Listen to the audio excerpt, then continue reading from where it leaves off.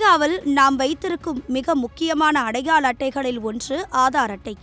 இந்த ஆதார் அட்டை தொடர்பான ஒரு சூப்பரான, அதே சமயம் மிக முக்கியமான ஒரு அறிவிப்பை மத்திய அரசு வெளியிட்டுள்ளது.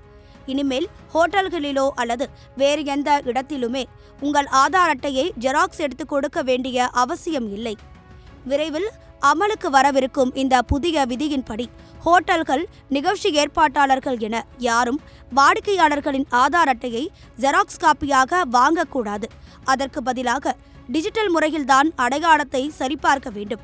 அதாவது ஆதார் அட்டையில் இருக்கும் QR கோடை ஸ்கேன் செய்வது அல்லது ஆதார் செயலி மூலம் சரிபார்ப்பது போன்ற முறைகளை பயன்படுத்த வேண்டும். ஒருவரின் ஆதார் கார்டு ஜெராக்ஸை இன்னொருவர் வாங்கி வைப்பது ஆதார் சட்டப்படி ஒரு குற்றமாகும்.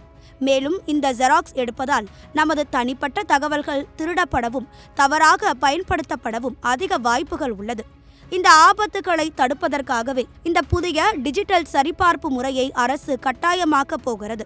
இதுகுறித்து பேசிய ஆதார் ஆணையத்தின் தலைமை செயல் அதிகாரி புவனேஷ்குமார், இந்த புதிய விதிக்கு ஒப்புதல் அளிக்கப்பட்டு விட்டது. விரைவில் இது அதிகாரப்பூர்வமாக அறிவிக்கப்படும். ஆதார் சரிபார்ப்பு செய்யும் ஹோட்டல்கள் உள்ளிட்ட அனைத்து நிறுவனங்களும் இந்த புதிய டிஜிட்டல் முறையில் தங்களை பதிவு செய்து கொள்ள வேண்டும். இதன் மூலம் காகித பயன்பாடு குறைக்கப்பட்டு மக்களின் தகவல்கள் பாதுகாப்பாக இருக்கும் என்று கூறியுள்ளார். இந்த புதிய முறைக்காக ஆதார் ஆணையம் ஒரு புதிய செயலியையும் உருவாக்கி வருகிறது. இந்த செயலி மூலம் ஒவ்வொரு முறையும் மத்திய சர்வரில் இணைக்காமலேயே செயலி சரிபார்ப்பு செய்து கொள்ள முடியும். விமான நிலையங்கள், கடைகள் போன்ற இடங்களிலும் இந்த செயலியை பயன்படுத்தலாம். ஆக இனிமேல் உங்க ஆதார் அட்டை உங்கள் கையில் இன்னும் பாதுகாப்பாக இருக்கும். ஜெராக்ஸ் என்ற பேச்சுக்கே இனி இடமில்லை.